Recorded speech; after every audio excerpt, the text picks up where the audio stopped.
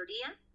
Este trabajo se ha venido realizando desde el año pasado en conjunto con la Universidad del Quindío como interventora.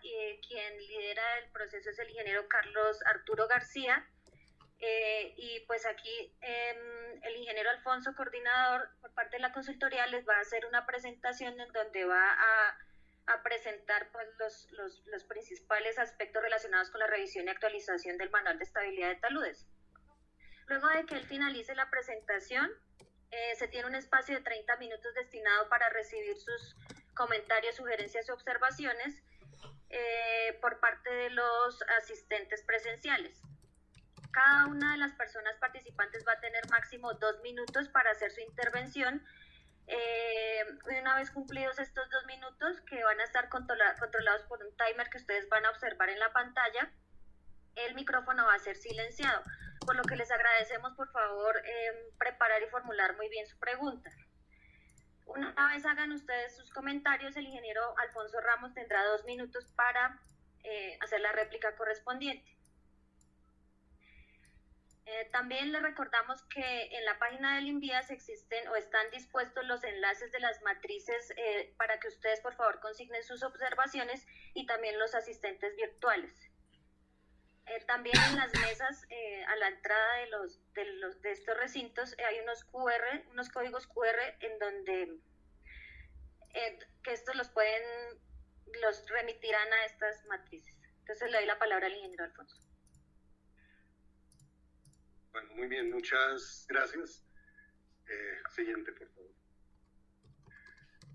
Bueno, entonces, para mí es, primero que todo, pues nada, muchas gracias por estar aquí. Realmente para mí es realmente un honor haber podido coordinar a un grupo de trabajo pues, realmente con mucha experiencia, y no solamente eso, sino también pues poder interactuar de diferentes maneras con pues los actores importantes para este manual, pues como son los consultores, los constructores, ¿cierto? También otros docentes. Estamos hablando de un manual que desde 1998 que lideró el profesor Manuel, que nos acompaña acá, y que además tuvimos también, como se lo he mencionado muchas veces, pues la fortuna de acompañarnos también en esta actualización. Han pasado 27 años.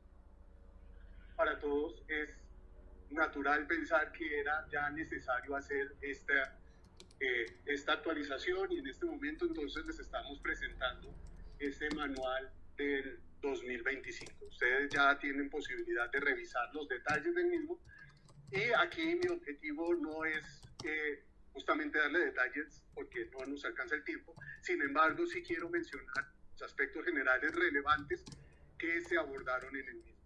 Siguiente, por favor. Claro, pues, de consultoría, en donde ustedes pues, pueden ver seguramente mucho que nosotros yo aprendí. La universidad me dio clase por Carlos Eduardo, profesionales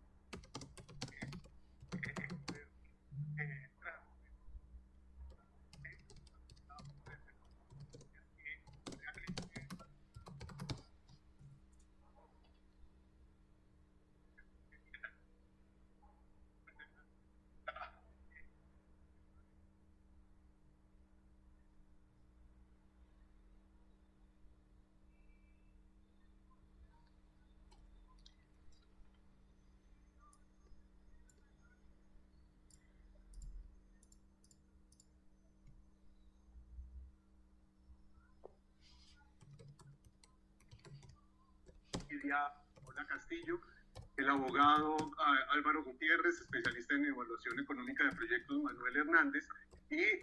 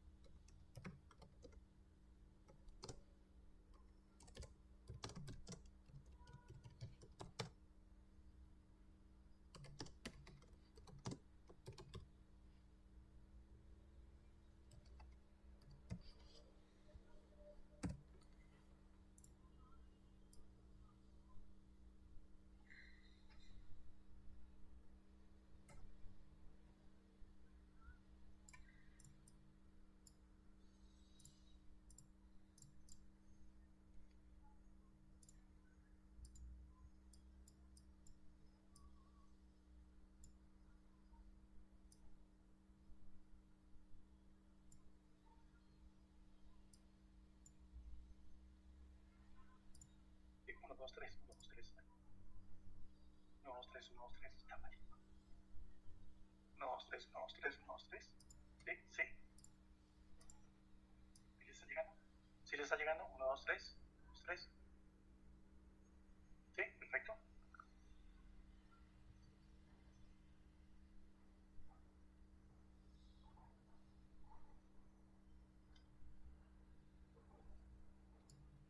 Un, dos, tres, un, dos, tres. Ahí está.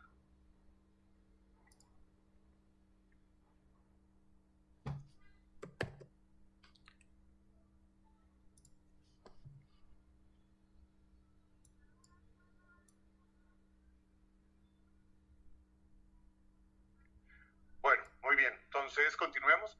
El equipo, estábamos hablando entonces del equipo de la Universidad del Quindío, que fungió en este proyecto pues como interventoría, pero realmente sí quiero también en este momento pues agradecer el trabajo que han hecho desde la Universidad del Quindío como interventoría, porque realmente más que eso fue un acompañamiento en pues todos los aspectos desde que comenzamos ya hace unos 13 meses. Realmente fue bien enriquecedora, en donde está José Manuel Naranjo, Juan Carlos García, Luis Miguel Aguirre, desde ese equipo. Además, pues ellos también tienen, siguiente por favor, ellos también tienen un equipo transversal que venía acompañando entonces el equipo transversal de la consultoría. Entonces ustedes pueden ver pues el volumen de personas que estaban inmersas en el manual, en los 3 manuales, y pues eso realmente hace que o sea, digamos que los responsables directos éramos varios,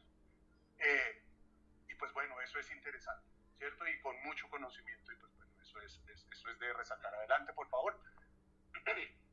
El procedimiento metodológico, realmente no quiero profundizar mucho en ello porque ya en la sesión de la mañana se profundizó. Lo único que quiero tal vez remarcar de esta diapositiva es que a pesar que dice en el punto 6, mesas técnicas de trabajo, mesa técnica 1 y 2, fueron como 18. Y de cada una de ellas aprendíamos. De cada una, esas mesas técnicas fueron realizadas con los actores interesados. O sea, eso no fue UPTC con UPTC, UPTC con un Quindío, no. Realmente eso fue un trabajo realmente, pues con muchos actores. Además, sí, quisiera también devolverme al punto 4, encuestas y entrevistas a expertos, en donde algunos de ustedes pues estuvieron allí acompañándonos, en donde se les hicieron una serie de preguntas que sabíamos iban a hacerlas de antes, pues teníamos como una idea de algunos aspectos que iban a ser relevantes, iban a ser interesantes, y desde ese momento se empezó a abordar. Y casi al final, es decir, hace unos 3 o 4 meses estábamos trabajando en las mesas de disenso. Aquellas son unos temas en donde aún había aspectos por mejorar, digamos que por llegar a un acuerdo, no por mejorar, llegar a un acuerdo. O sea, realmente generar un documento que genera que tiene los lineamientos para el diseño de infraestructura vial, específicamente de los taludes, y que todos se vean completamente reflejados, pues no es es posible, ¿cierto? Tenemos diferentes escuelas donde aprendimos a hacer geotecnia, a hacer geología, ¿cierto? A hacer estabilidad de taludes. Tenemos diferentes experiencias, ¿cierto? Y pues bueno, es imposible que un único manual agrupe todos esos intereses. Pero lo que sí es cierto es que nosotros nos aseguramos, digamos que de poner allí lo que a nuestro criterio, junto, por supuesto, con lo que se estaba generando del trabajo participativo, fuera lo mejor para la infraestructura vial en nuestro país. Y más bien, directamente, pues para proteger la vida de las personas, que ese finalmente es lo que se quiere. Siguiente. Bien, esta diapositiva es interesante porque no la vamos a ver en el manual de estabilidad de taludes como muchas otras que sí.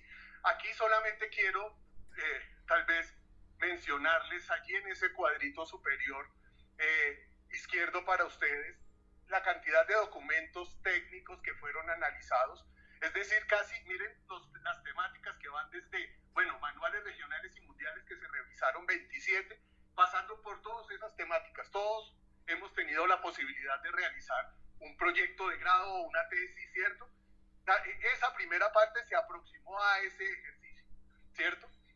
Revisamos 27 manuales. Hay manuales de diferentes estados, de Estados Unidos, de Hong Kong, de Alemania, de España, y eso nos permitió tener una línea base pues bien importante de lo que se está haciendo en el mundo. Posteriormente, dentro de las acciones colaborativas, pues hubo encuestas, entrevistas, y claro, digamos que nosotros íbamos avanzando, íbamos proponiendo unos aspectos, pero cada vez que nosotros hacíamos una entrevista, surgían más temas. Habían unos que ya los teníamos, entonces finalmente, después de la entrevista con expertos que tuvimos 126 respuestas, teníamos el 73% de temáticas y de aspectos incluidos, pero había un 27% que no. Y cada vez que nos sentábamos con un experto, cada vez que dialogábamos con un profesor, cada vez que dialogábamos con un consultor, se generaban más temas. Articular toda esta cantidad de información en una temática de estabilidad de taludes, pues no es una tarea sencilla. Posteriormente se generaron las mesas técnicas en donde hubo participación de diferentes universidades, entidades del sector, ¿cierto? En donde está ANIAN, la Cámara Colombiana de Infraestructura, Servicio Geológico Colombiano, Sociedad Colombiana de Geotecnia, la Sociedad Colombiana de Ingenieros, la Unidad Nacional de Gestión de Riesgos. Es decir, aquí es para que, o sea, el interés era que realmente en el proceso de generación del manual tuviéramos la mayor cantidad de información y de interés de cada uno de los sectores, ¿cierto? Se hicieron mesas técnicas, esto más o menos, digamos que una manera como de presentarlo, 2 mesas técnicas con su respectiva reapertura, pero finalmente fíjense en este numerito. Nosotros tuvimos 818 observaciones. Es decir, cada vez que nosotros, seguramente algunos de ustedes tuvieron la posibilidad de hacer observaciones a las versiones anteriores del manual, cada vez que había una observación, nosotros teníamos que revisar si efectivamente debíamos acogerla, y si la acogíamos, escribíamos, están unas matrices de respuesta, y si no la acogíamos, decir explícitamente el por qué, ¿cierto? Teníamos que decir, no nos parece por tal y tal razón, por supuesto, desde el punto de vista técnico. Eso es una cantidad de trabajo impresionante, porque no solamente era qué está pensando el consultor, qué está pensando esta entidad, sino que es incorporar ese análisis en el manual, pero además en la respuesta de las matrices, que realmente es mandatorio de la ley, porque se tiene que hacer pues estos procedimientos. Siguiente, por favor. Y entonces el manual, aquí está el manual del 98, ¿cierto? Y está el manual del 2025. El manual del 98 tiene esos 8 capítulos, el manual del 2025 tiene 9 capítulos, 3 capítulos de ellos completamente nuevos, desde cero.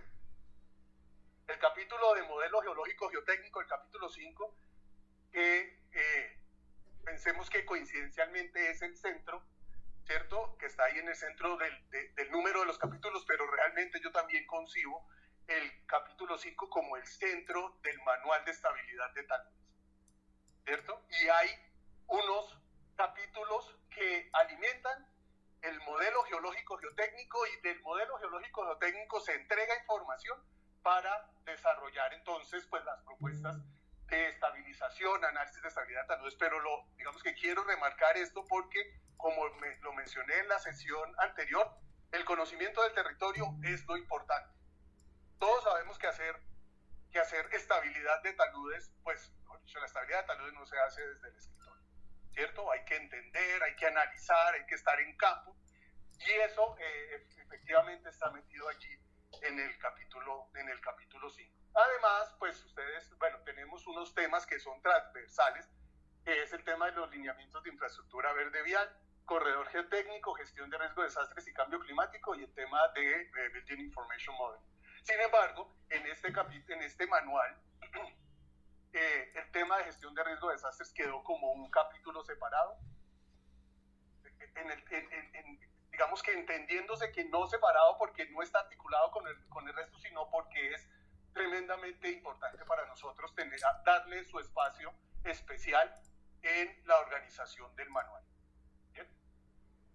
Aquí las flechitas lo que nos indican es mucha de la información que estaba. Entonces, por ejemplo, en el capítulo 1 algunos aspectos pasó al capítulo 1 de generalidades y al capítulo 2 de contextos de los procesos de inestabilidad, ¿cierto? Bueno, y así sucesivamente se ve esa correspondencia. Entonces yo lo que quiero también mencionar con esto es, podría afirmar que todo lo que estaba en el manual del 98 está en nuestro manual, ¿cierto? Las temáticas están, pero por supuesto actualizadas, ¿cierto? Después de 27 años, pues hemos avanzado en el conocimiento del territorio, claro, ¿cierto? O sea, el conocimiento geocientífico pues ha avanzado mucho, menos mal, ¿cierto? En ocasiones por fallas, pero finalmente se ha aprendido, ¿cierto? Pero adicionalmente las técnicas, las metodologías también han avanzado, ¿cierto? Entonces, pues también como se mencionó en la mañana, el manual del 98 realmente fue un manual pues visionario, a mi entender. Estoy seguro muchos de nosotros estudiamos con ese manual recientemente, ¿cierto?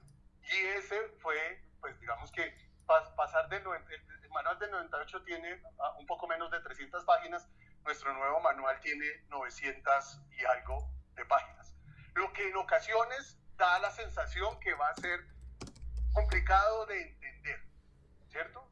Eso fue algunas de las observaciones que nos hacían, pues con las primeras versiones era eso, no está fácil de seguir, ¿cierto? Siguiente, por favor. Entonces, pues realmente después de recibir algunas de esas observaciones, dijimos, bueno, pongámosle, no que organicémoslo, sino evidenciemos esa organización que tiene el manual de estabilidad de taludes.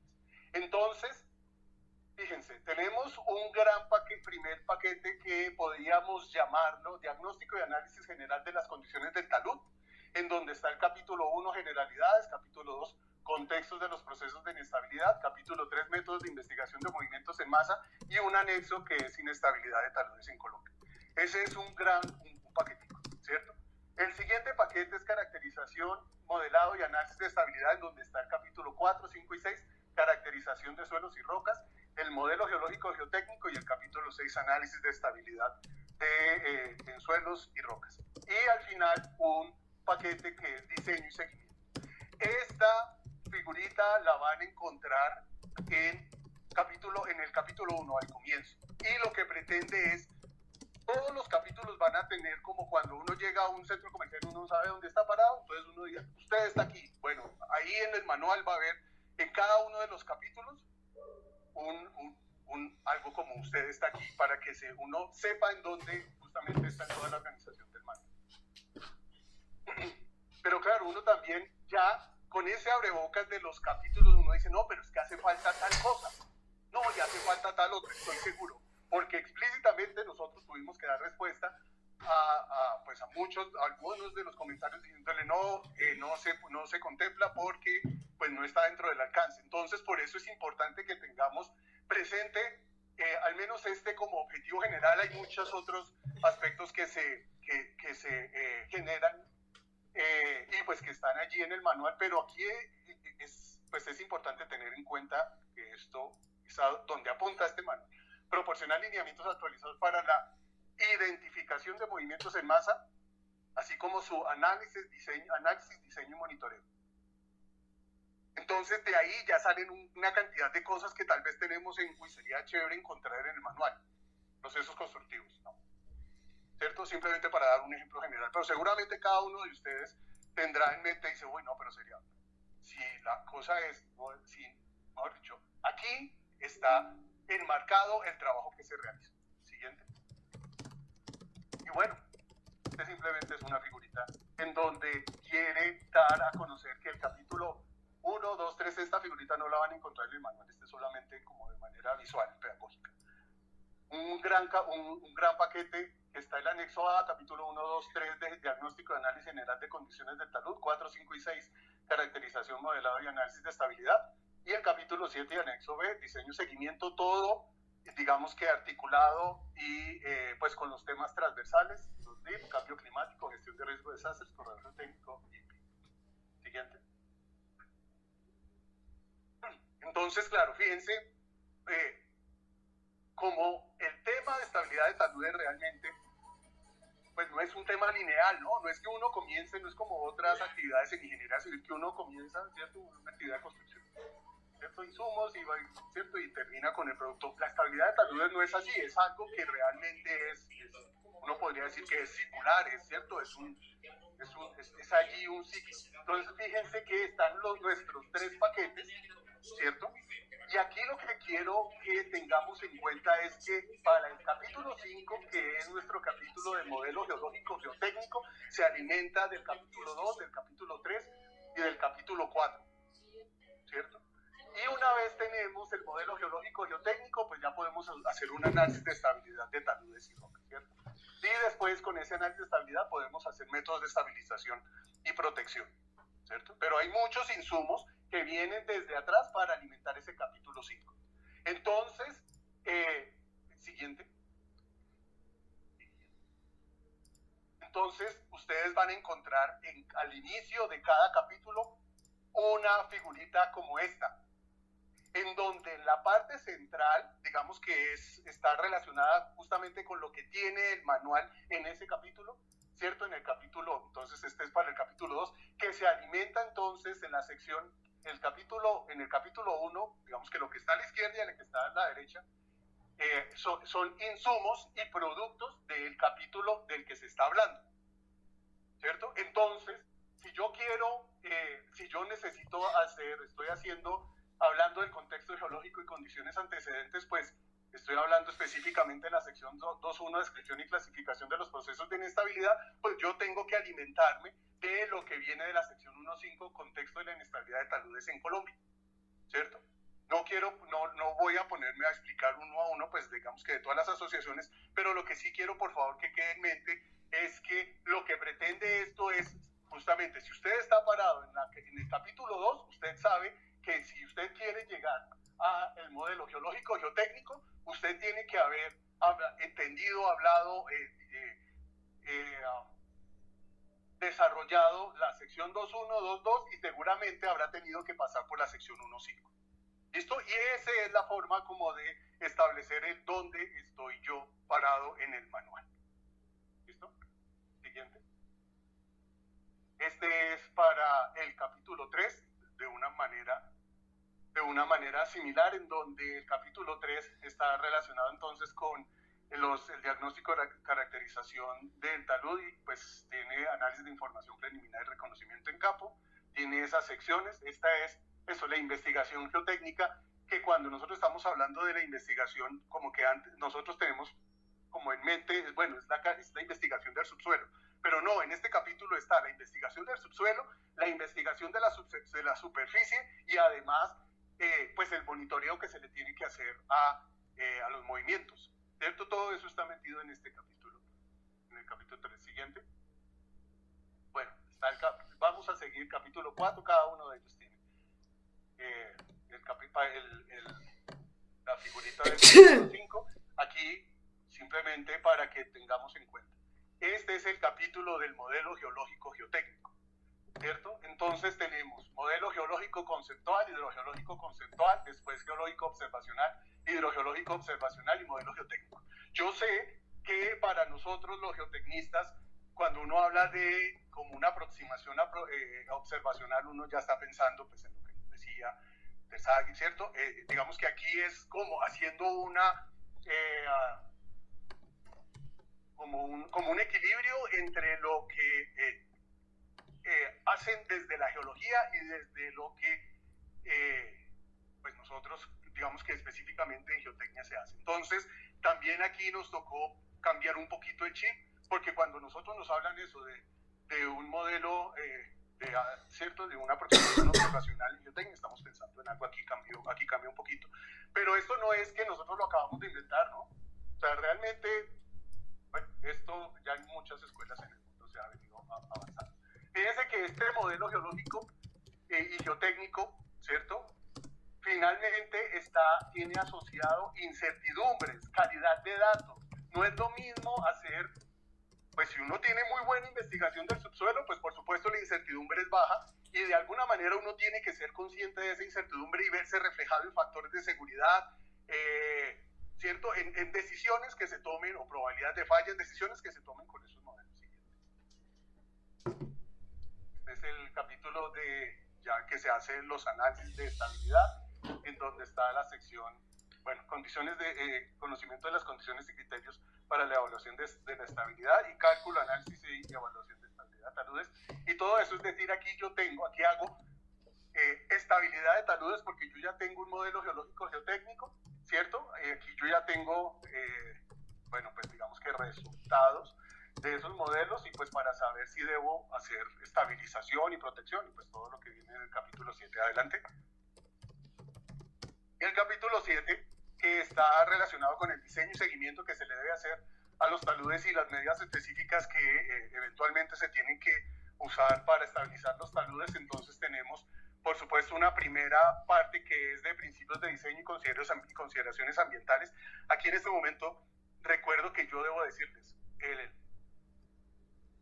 este manual, tal vez como siempre ha habido, pero pues creo que es bueno recordarlo, este no es una receta, ¿cierto? O sea, el criterio del ingeniero, el criterio del geólogo es tremenda, manda, ¿cierto? Entonces, estos son unos lineamientos para que a su buen juicio el ingeniero geotecnista, el geólogo pueda desarrollar su trabajo, ¿cierto? Pero no es una receta de cocina, ¿cierto? Y eso nosotros, porfa, debemos tenerlo en cuenta. Seguramente lo tenemos así, pero necesitaba recordarlo. Por lo tanto, aquí hay unos principios de diseño, ¿cierto? Principios, por favor, tenga en cuenta tal aspecto, tal otro, tal otro, tal otro. ¿Cómo? El cómo, pues ustedes lo encuentran en las guías de diseño. Es decir, este manual no es una guía de diseño, ¿cierto? O sea, nosotros aquí en los sistemas externamente estabilizados, los gaviones, pues aquí no vamos a encontrar cómo diseñar un gavión, no, ¿cierto? Para eso tenemos un anexo, el anexo B, en donde le decimos, mire, aquí hay un listado de guías de diseño para que usted, si quiere, pues por favor lo remitimos allí, pero aquí nosotros lo que queremos hacer es generar esos principios de diseño, o sea, tenga en cuenta qué cosas debería contemplar para su diseño. Es desde esa manera que está planteado. ¿Bien? Entonces está el capítulo 7 y el capítulo 8, adelante por favor, el capítulo 8, que es el capítulo de gestión de riesgo de desastres, es un capítulo que está, digamos que de la mano con los otros dos manuales, en donde, si me adelanto un poquito, uno podría decir, verá, casi que nos están diciendo, esto implica que exista un manual de gestión de riesgo de desastres para carreteras, ¿cierto? Porque aquí lo que se dan también son unos lineamientos, o sea, son unos lineamientos generales. O sea, este es un manual de estabilidad de taludes, no de evaluación de riesgo para taludes, que es diferente, pero por supuesto no podemos desligar esa necesidad de hacer el proceso de la gestión de riesgo en su etapa de conocimiento y de mitigación dentro de este manual, ¿cierto? Pero, disculpen la adolescencia, pero bueno, se necesita un documento, ¿cierto?, que lo explaye. Sin embargo, eso no significa que en nuestro capítulo 8, liderado por la ingeniera Madi, y también en los otros dos manuales, se explicite los insumos, digamos, qué es lo que uno necesita en cada uno de los procesos de la gestión del riesgo, los insumos y unas metodologías que existen. Aquí nosotros no estamos proponiendo metodologías, solamente nombrando. La siguiente, por favor. Bien, entonces en el capítulo, de manera general, en el capítulo 1, que es de generalidades, ¿cierto? Y está en el primer paquete adelante, digamos que de aspectos muy interesantes es, pues retomamos un trabajo bien interesante que había estado adelantando el profesor Montero en el 2017, que son esos dominios de amenaza relativa, en donde realmente presenta el profesor Montero pues unas zonas con un comportamiento específico, no solamente desde el punto de vista geológico, geotécnico, sino también tiene en cuenta pues otras variables, ¿cierto?, para la generación de movimientos en masa en Colombia, ¿cierto? Dentro de este primer capítulo lo que hicimos fue, digamos que hacer unas descripciones de los de procesos típicos en cada una de esas zonas, ¿cierto? Entonces, a manera de ejemplo, en la región occidental, entonces hacemos una descripción de algunos de esos procesos de remoción en masa, y además, pues, bueno, nos pusimos a la tarea de, bueno, realmente esto, qué tan impactante es para la infraestructura vial en Colombia, y es muy impactante con la información que tenemos, que se pudo recopilar desde mediados de 1990 hasta 2023, tenemos alrededor de 8.000 movimientos en masa, ¿cierto? Y alrededor de unos 8.000 han afectado la red vial nacional. O sea, eso es un número importante. Si uno puede ponerse a hacer estadísticas y mirar concentraciones y no sé qué, lo que esto nos indica es que realmente nuestra red vial nacional está tremendamente afectada. Importante que este es de nuestro primer paquete, que es el de generalidades, ¿no? Siguiente, por favor. Bien, también en este primer capítulo se presenta este cuadro que también está, bueno, en este cuadro, mire, si usted está en un proyecto que es un, no sé, mantenimiento y está en una fase de estudios definitivos, usted en estas secciones del manual, usted va a encontrar aspectos que debería tener en cuenta, ¿cierto? Es de nuevo intentando organizar la información, porque leer un libro de 900 y pico de páginas, pues, se toma su tiempo. Entonces nosotros siempre estuvimos pensando en cómo organizamos la información, ¿cierto? Para diferentes etapas de desarrollo, tipo de proyecto y fase. Siguiente, por favor. Siguiente.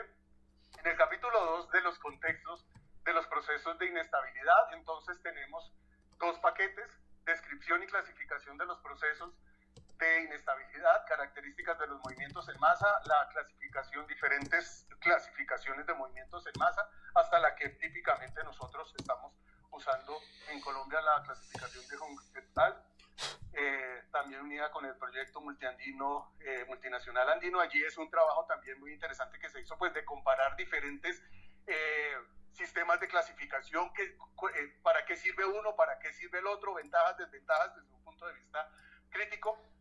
Posteriormente pasamos a la descripción de los mecanismos de falla. Entonces este es muy interesante porque yo creo que nos sirve a los que no tenemos entonces tanta experiencia en campo, ¿cierto? Pero entonces lo que nos dicen, mire, si usted encuentra cierto tipo de características de un movimiento en masa, usted podría estarlo clasificando en un volcamiento, en una caída, un deslizamiento rotacional. Es decir, es algo muy de la experiencia de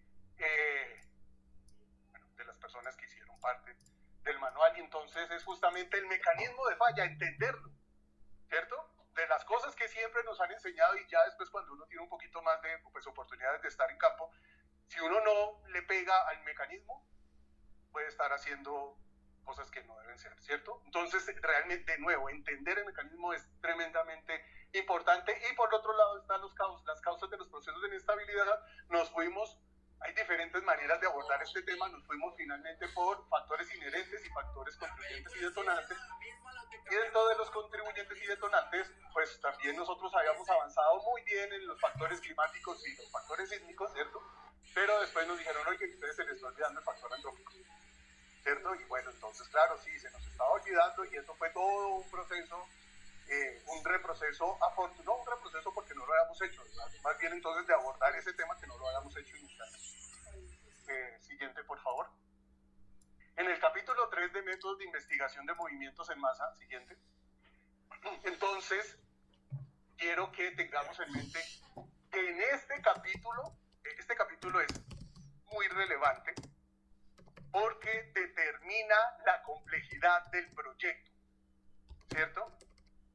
En este momento quiero que nos quede en la mente, no es lo mismo hacer estabilidad de taludes para una vía de TP de bajito, una vía veredal, hacer estabilidad de taludes en una vía 4G, ¿cierto? Todos tenemos en mente que uno debería estar usando los mismos factores de seguridad, no debería tener la misma investigación del subsuelo, no debería tener los mismos instrumentos para monitoreo, ¿cierto?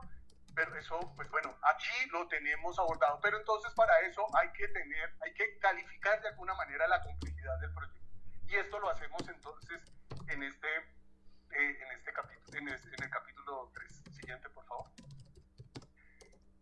Bueno, allí damos también lo que estábamos mencionando, pues digamos que aterrizando un poco de las cosas, a manera de anécdota de las cosas que a mí me costó mucho trabajo, cuando vi como segunda vez estabilidad de taludes, una vez con un profesor de pregrado y después con el profesor Manuel, es realmente entender, ¿no? Él nos intentaba dar toda ese bagaje de experiencia que tiene, ¿cierto? Pero uno, cuando después lo sueltan a uno y lo contratan para un proyecto, y pues, pucha, ¿y a mí qué fue lo que me dijo el profesor? Bueno, entonces, pensando en eso, que el manual debía servir no solamente para el consultor, sino que al comienzo estábamos pensando, no, es un manual para consultor, no. Después de todo el diálogo que se hizo con diferentes actores, también es un manual que nos sirve desde el punto de vista, pues, para profesores. Bueno, yo estoy encantado con mi manual para mi clase de estabilidad de taludes porque realmente nos va a servir a todos para que realmente la cosa, pues el tema, pues se pueda entender. Siguiente, por favor. Fíjense, este cuadrito es tremendamente relevante. ¿Por qué? Porque entonces la complejidad del proyecto depende de dos aspectos, ¿cierto? Por un lado, el nivel de riesgo, pensemos, nivel de riesgo, aquí no lo llamamos nivel de riesgo, las posibles pérdidas que se presentan si se materializa la amenaza. Entonces está acá, mire, si usted tiene un proyecto que es de desarrollo de ingeniería menor, impacto socioeconómico bajo, pocas consecuencias ante la falla, es bien diferente a un proyecto en donde las consecuencias directas e indirectas son altas ante la posible falla. O sea, eso es riesgo, ¿cierto? Aunque no lo estamos diciendo ahí, pero por un lado estamos evaluando, estamos diciendo, mire, califique su proyecto con una complejidad, ¿cierto? Y por otro lado, una complejidad geológico-geotécnica. No es lo mismo hacer geología y geotecnia en una zona en donde los horizontes son suaves, ¿cierto? Es diferente cuando yo estoy en una zona altamente fallada, ¿cierto? Tremendamente diaclasada. Entonces, esa complejidad geológico-geotécnica va desde simple, moderado y complejo, con una descripción. Pero para poder hacer eso, usted debe haber hecho un modelo conceptual. O sea, usted no es que vaya y a sentimiento genera, no, claro, ese sentimiento se tiene que ver reflejado en unos entregables que están en el capítulo 5, ¿cierto? Entonces, lo que dice, vea, para poder hacer lo siguiente es necesario tener ese nivel de complejidad del proyecto. Realmente yo creo que no está tan difícil calificarlo. Aquí tuvimos muchas discusiones porque decíamos, no, probabilidades de ocurrencia y pérdidas y no sé qué, pues nunca, pues, o sea, no, dependiendo del nivel, pues vamos a tener posibilidades de hacer ese tipo de análisis y en otros casos no. ¿Listo? Siguiente. Entonces tenemos nivel 1, nivel 2 y nivel 3. Y ahorita lo retomamos. En este cuadrito, entonces lo que nos dicen, mire, estamos hablando de exploración, en este caso exploración del subsuelo, mire, si usted está en prefactibilidad, usted necesita determinar unidades geológicas de superficie, ¿cierto?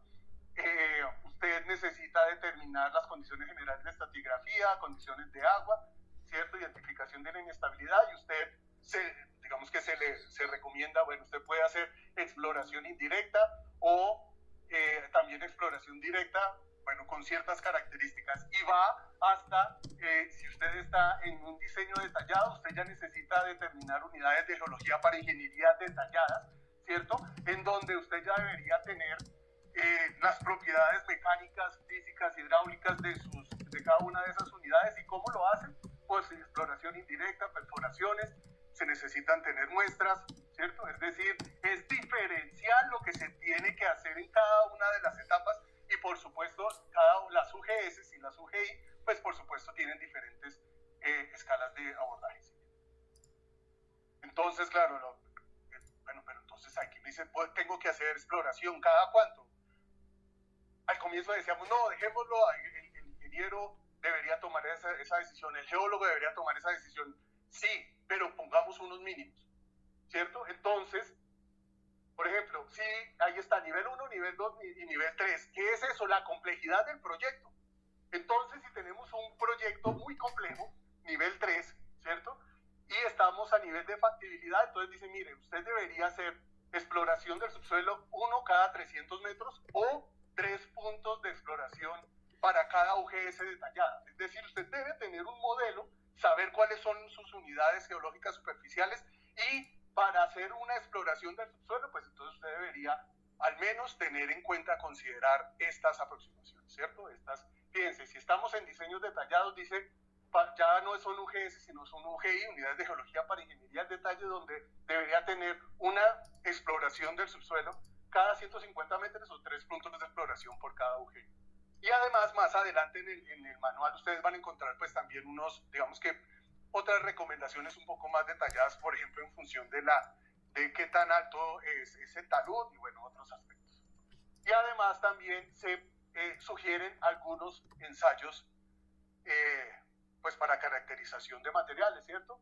En donde si estamos en una etapa de factibilidad, pues bueno, sabemos que la compresión inconfinada, con todos los problemas que tiene de interpretación, pero nos da algo, ¿cierto? Y tampoco es el momento de decir, y entonces ya no más compresión, no más SPT, no, si se hace bien, sirve, ¿cierto? Bueno, eso a nivel de factibilidad, pero si ya estamos en diseños detallados, por favor no hagamos diseños detallados a la punta de SPTs y correlaciones, ¿cierto? Entonces aquí se llama a hacer una caracterización básica con ensayos que me permitan determinar el comportamiento, esfuerzo, deformación de cada una de las UGIs. Siguiente, por favor. Asimismo, cuando estamos hablando del monitoreo, ¿cierto? Es decir, se identifican puntos críticos, pues hay que monitorear. El monitoreo no va a ser el mismo a nivel de prefactibilidad o factibilidad, o dependiendo del nivel de complejidad del terreno, ¿cierto? Cada uno de esos cuadritos, pues bueno, exige, pues, digamos que determinados pues, recursos, pero pues si no monitoreamos, pues difícilmente se puede avanzar. Siguiente, por favor. Bien, está el primer, que es como de generalidad, de entender qué es lo que está pasando en la zona pues, de estudio, ¿cierto?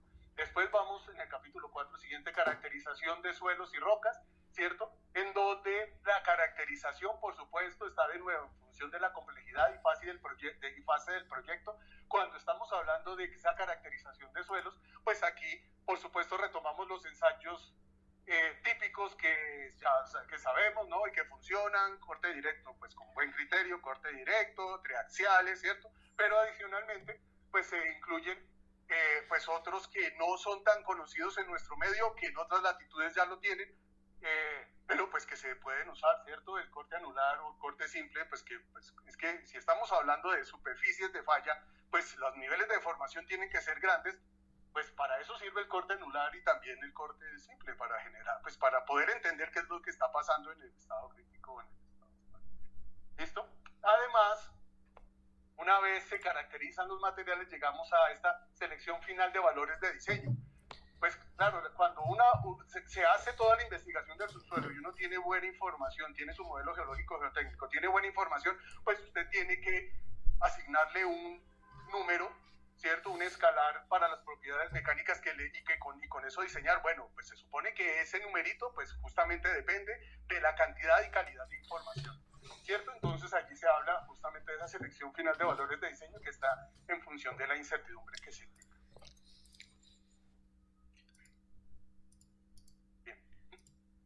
es un recuento rápido de lo que tiene el manual en cuanto a las secciones, caracterización geológica, por supuesto.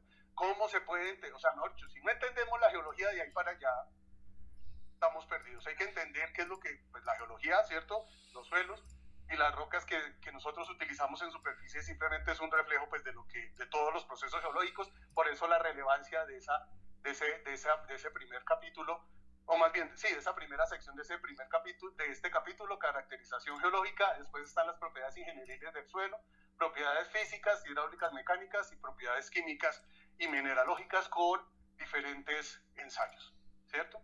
Se hablan de los ensayos, para qué sirve, para lo que no sirve. Aquí en propiedades hidráulicas y mecánicas lo asociamos a los análisis drenados y no drenados en términos de esfuerzos totales y efectivos. También pues cuando se hacen análisis en esfuerzos efectivos en términos de saturación parcial, también se habla aquí. Y después, siguiente, en las propiedades ingenieriles de la roca, ¿cierto? Propiedades físicas, mecánicas, y pues sabemos que para el diseño de estabilidad de taludes en roca, pues los métodos de clasificación de los macizos rocosos son muy relevantes, ¿cierto? Se describe entonces cuáles son las funciones de esos sistemas de clasificación, ventajas, desventajas, cuáles son algunos, pues, los sistemas de clasificación de macizos rocosos más usados, y por supuesto, pues, unas consideraciones desde el punto de vista, pues, crítico de esos sistemas de clasificación. Entonces aquí tampoco, de nuevo, no le estamos diciendo y utilice el GSI, o utilice, no, es decisión del diseñador. El diseñador, ¿cierto? El ingeniero, el geólogo, el tecnista debe tomar sus decisiones con base en su buen criterio. Siguiente. Bueno, también aquí importante, hay un capítulo de materiales especiales o no convencionales. Finalmente teníamos ahí también, no sabíamos bien cómo nombrarlos, pero pues todos sabemos que la mayor parte de la geotecnia que nosotros sabemos es de parasuelos sedimentarios, ¿cierto? Suelos. Entonces, pues eso, pues ya sabemos que eso en ocasiones no funciona, pues, ¿cierto? Desde el sistema de clasificación.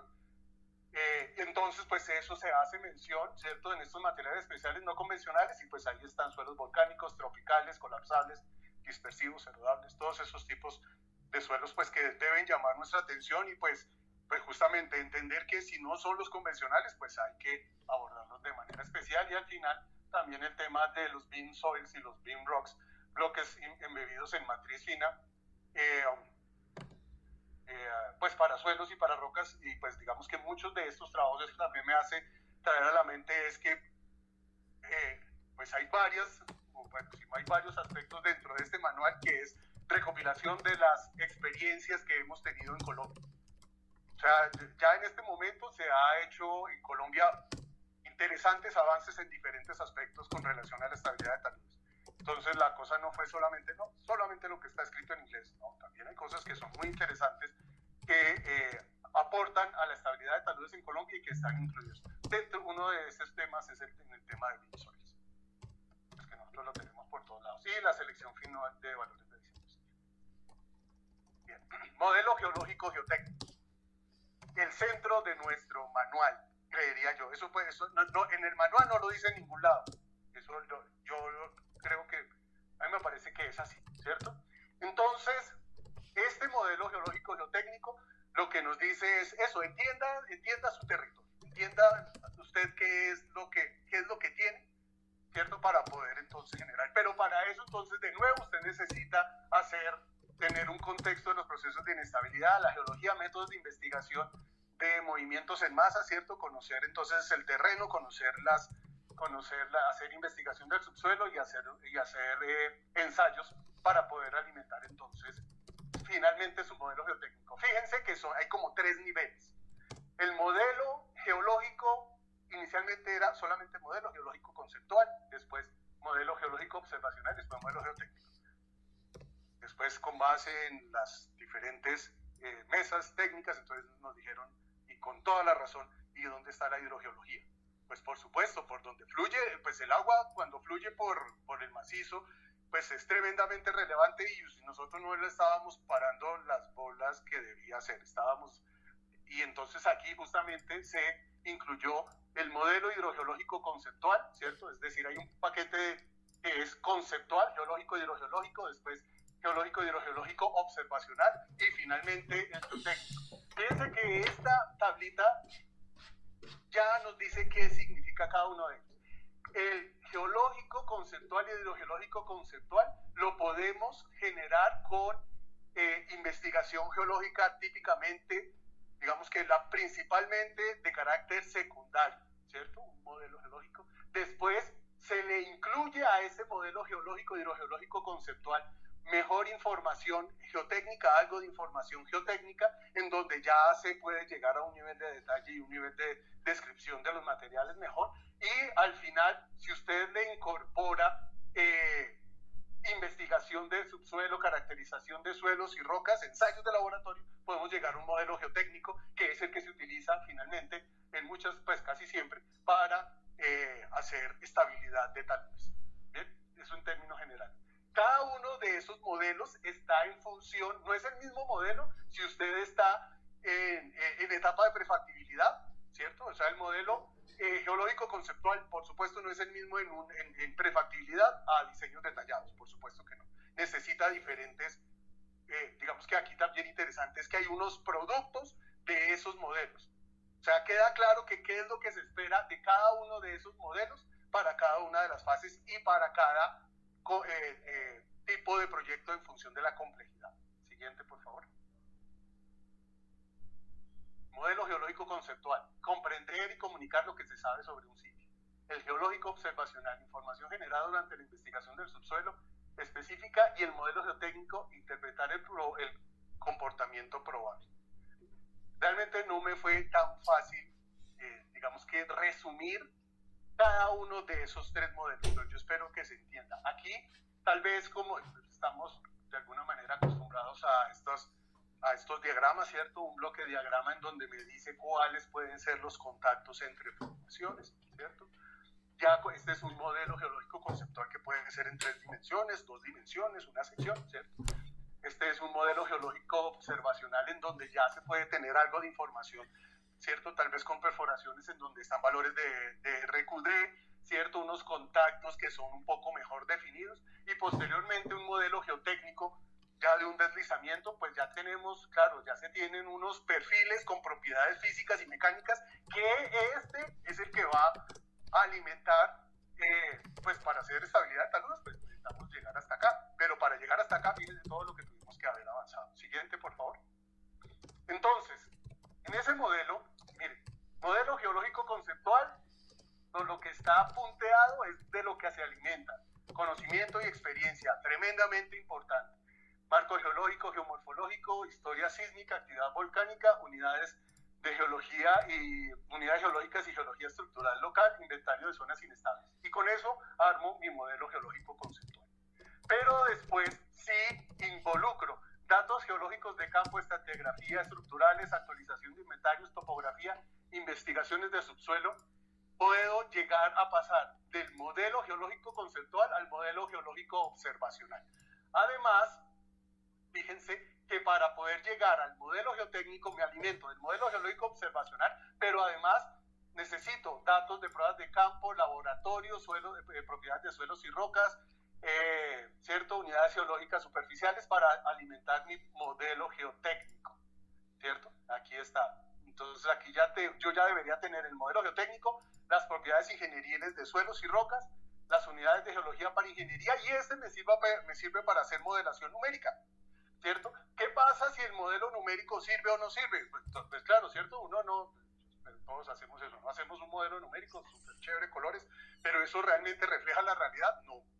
Bueno, si no refleja la realidad, entonces requiere ajustes el modelo, sí, pues vuelva y meta más información y aumente su conocimiento, ¿cierto? O sea, vuelva a este cuadrito y hace todo el proceso, pero si ya no requiere más modelos, entonces usted ya ahora sí puede calcular factores de seguridad, niveles de cimentación, profundidad de superficies de falla, ¿cierto? Es insumo para análisis de riesgo en movimientos en masa, ¿cierto? Más o menos es así la cosa. Claro, o sea, este es todo un capítulo.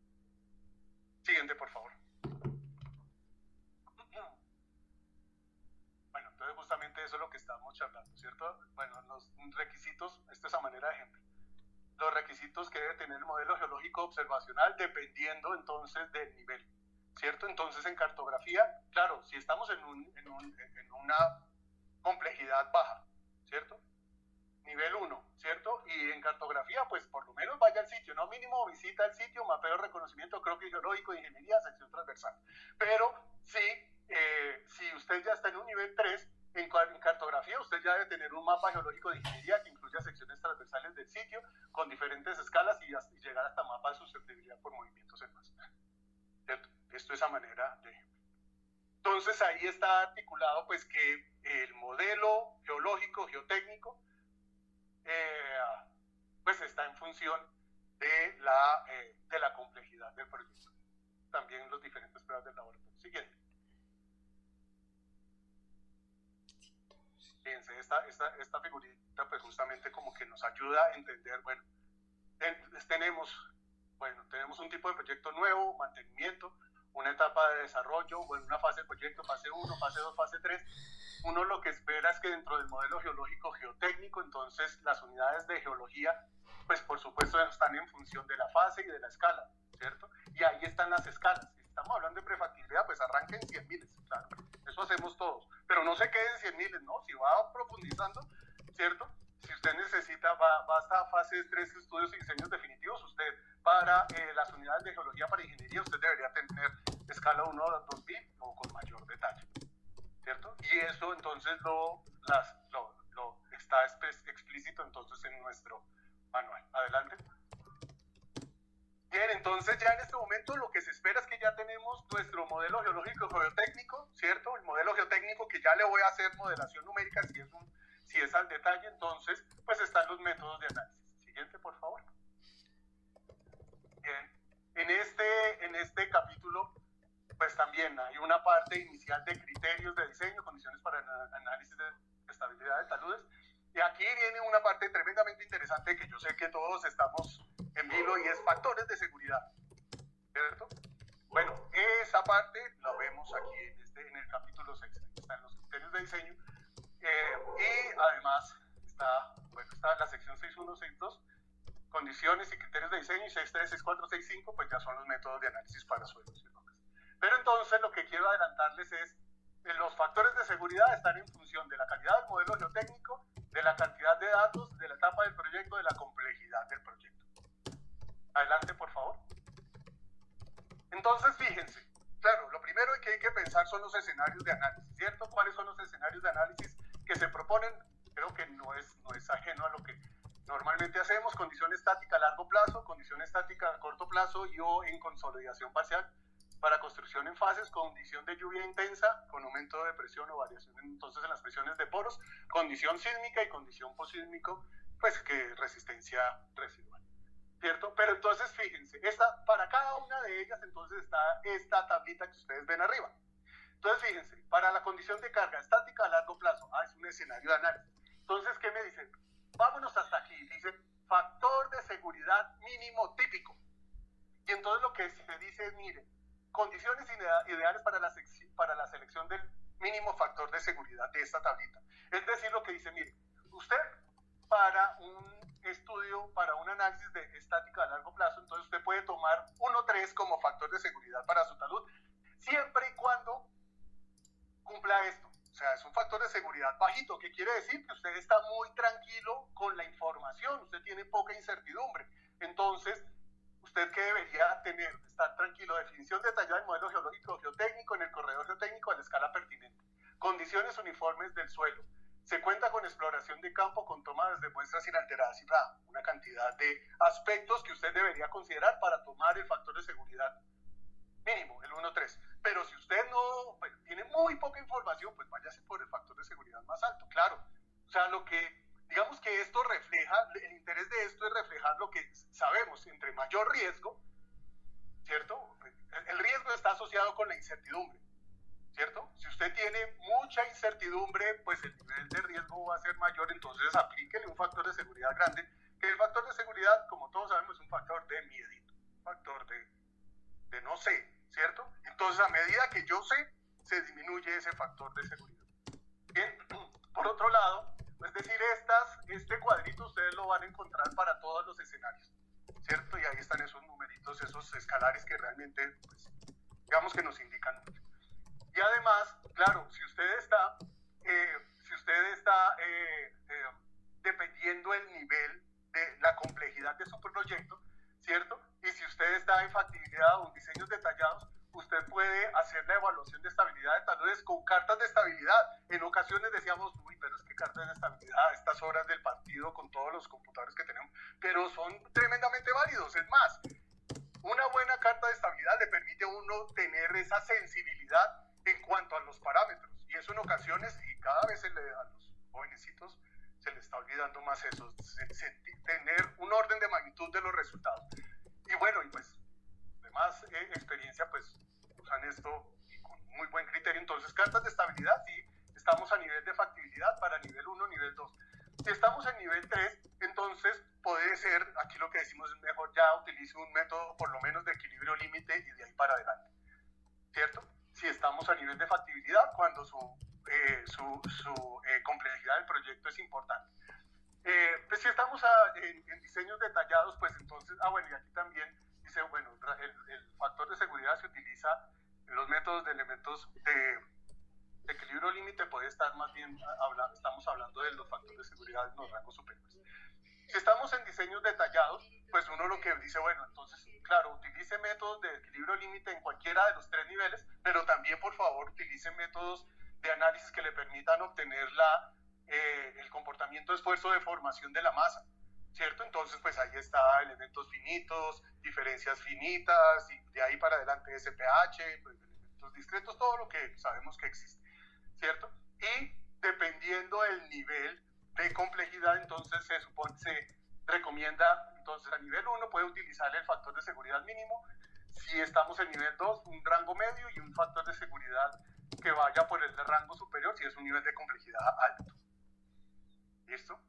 Entonces fíjense que la selección del factor de seguridad no es único, mejor dicho, como digamos que típicamente lo hemos venido viendo en muchas otras normatividades, pero pues esto realmente refleja pues el quehacer del ingeniero geotecnista y el geólogo en estabilidad de taludes. Siguiente, por favor. Bien, claro, entonces tenemos factor de seguridad, pero claro, nosotros tenemos que ir migrando a el análisis probabilista, por supuesto, o sea, no nos podemos dar muchas de las conversaciones que se tenían es que todavía no estamos listos para hacer análisis probabilistas o de confiabilidad, ¿cierto? Claro, otros ya lo han hecho, pero ¿y otros cómo lo hacen? Pues utilizan el método del ERFD con factores de carga y resistencia que realmente por debajo son análisis probabilistas, ¿cierto? Pero lo que pasa es que nosotros todavía no tenemos digamos que nosotros no tenemos esos factores para Colombia, o sea, nosotros no conocemos las incertidumbres de nuestros materiales, ¿cierto? Muchos de estos factores de carga y resistencia, principalmente los de resistencia, los de carga, para este caso casi pues, son cercanos a 1, pero los factores de resistencia, entonces son un reflejo justamente de la incertidumbre que tienen materiales pues en Estados Unidos, que el proceso de formación es completamente diferente a lo que nosotros tenemos acá, ¿cierto? Estoy seguro que la incertidumbre de nuestros materiales es mucho mayor a la incertidumbre de un depósito, ¿cierto? De una llanura, ¿cierto? Es más difícil, pues digamos que Mendiosito hizo que el depósito aluvial fuera mucho más complejo que un depósito, ¿cierto? En una parte plana, tranquila. Eso se ve reflejado justamente en esos factores de resistencia. Entonces, ¿nosotros qué hacemos acá? Hacemos unas propuestas, una adaptación de esta referencia, pero lo que decimos es, ojo, nosotros debemos avanzar en este tema. O sea, nosotros como en Colombia necesitamos avanzar en este problema, ¿cierto? No lo tenemos todo. Ojalá pudiéramos solucionar todos los problemas de estabilidad de taludes con este manual, pero también somos conscientes de lo que nos hace falta, ¿cierto? Y en el tema de el método del ERFD aplicado a taludes es uno de ellos. Siguiente, por favor. Bueno, y entonces hablamos del método de equilibrio límite, con las diferentes variaciones, análisis de esfuerzo de formación, también con las últimas, digamos que avances, tuvimos la oportunidad de tener dentro del equipo de trabajo a una persona que trabaja con el tema de grandes deformaciones. Entonces estos temas de Small Particle Hydrodynamics, el método de punto material, pues digamos que hay personas que han trabajado en el país en ese tema, tal vez no, digamos que no con el bagaje que tienen los métodos de equilibrio límite, pero sabemos que para allá va todo este tema. Adelante. Y además, esto también fue, ¿será que ponemos un software típico para pues abordar los diferentes problemas en estabilidad de taludes? Y bueno, pues hagamos el ejercicio, nos pusimos en la tarea, pues para tener ahí no estamos diciendo utilice este o el otro. Lo que sí decimos es, mire, si usted va a hacer estabilidad de taludes con métodos de elementos finitos, su modelo constitutivo debería cumplir ciertas cosas. Y usted mirará a ver si esos software que están disponibles cumplen o no. Muchos de ellos no, ¿no? Pero hay que ser conscientes de lo que uno está buscando en un software de elementos finitos. Fíjate. Y está el capítulo 7, métodos, ya estamos. Entonces aquí ya hicimos números, ¿cierto? En el capítulo 6. Bueno, entonces necesito estabilizar o no, ¿qué tengo que hacer, cierto? Entonces eso lo hacemos en el capítulo 7. Siguiente. En el capítulo 7, entonces, de nuevo, están los principios de diseño, están consideraciones ambientales y además está el anexo B, que son las guías de diseño, ¿cierto? Bueno, digamos que las nombramos, ¿cierto? Hay una tabla donde se nombran todas ellas. Y las técnicas de estabilización y protección, pues ahí las organizamos de esta manera: externamente estabilizados, internamente estabilizados, aplicados a la superficie de talud.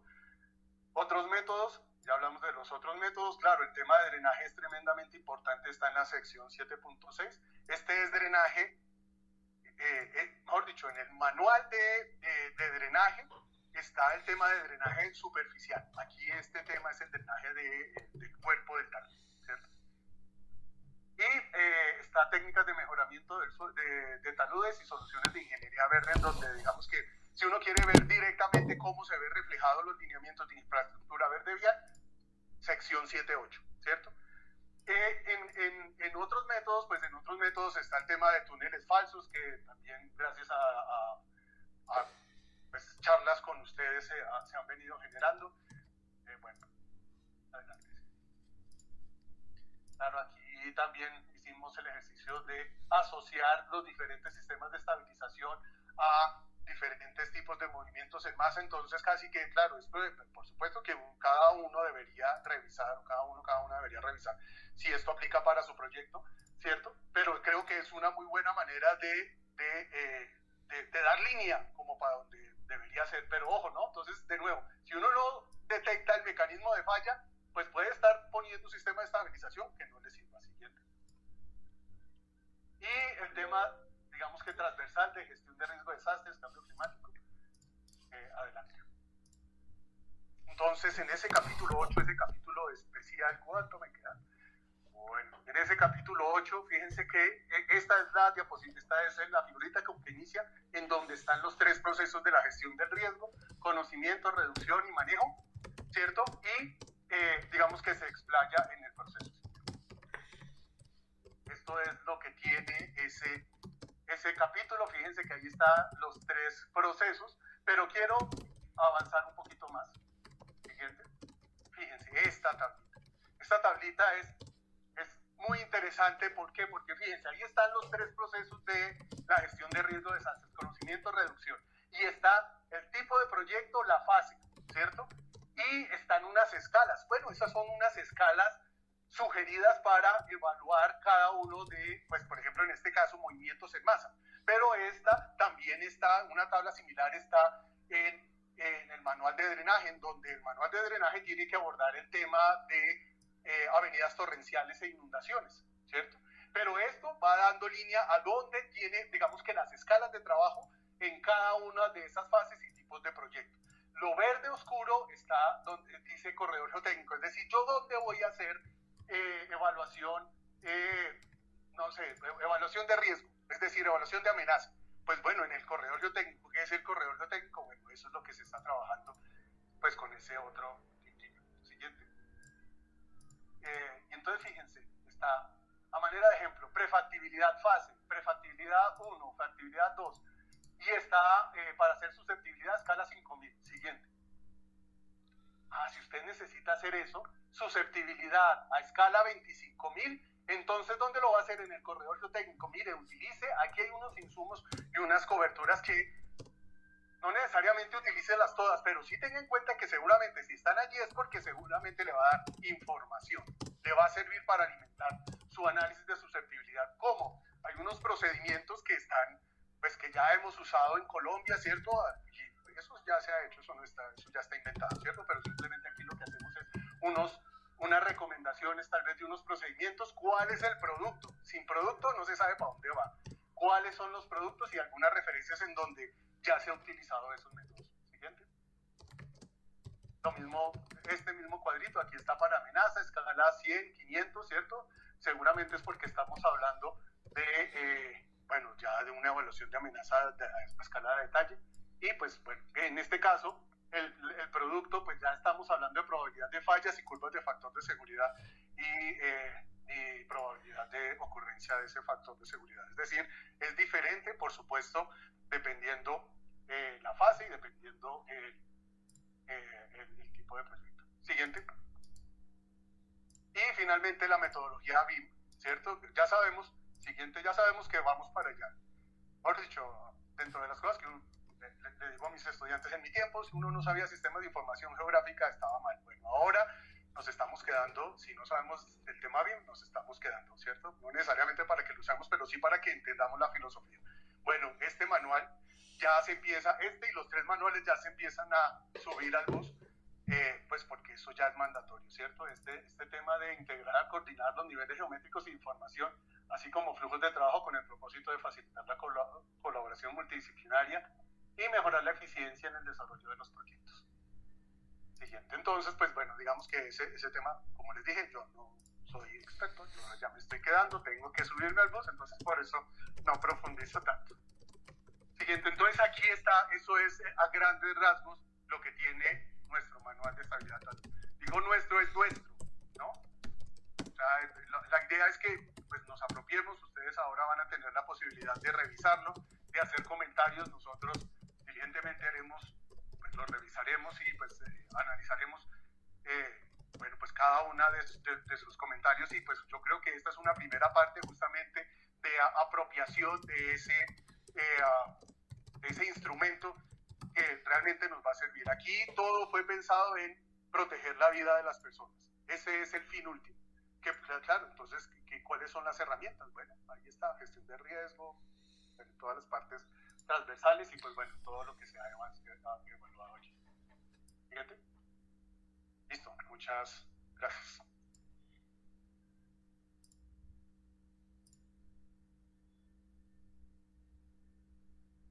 Ahora damos paso a la sesión de preguntas. Recuerden que tienen 2 minutos para formular su pregunta y el coordinador, el ingeniero Alfonso, va a tener 2 minutos para hacer la réplica. Serán aproximadamente 5 personas, entonces les voy a dar la palabra. Muchas gracias. ¿Se oye ahí?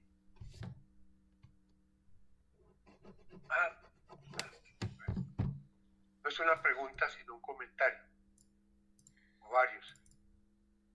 Doctor Alfonso Mariano, usted nos dio, yo estoy seguro que todos estaremos de acuerdo, y que usted nos dictó una clase de estabilidad de taludes comprimida hoy, de una calidad muy alta, muy buena. Muchas gracias.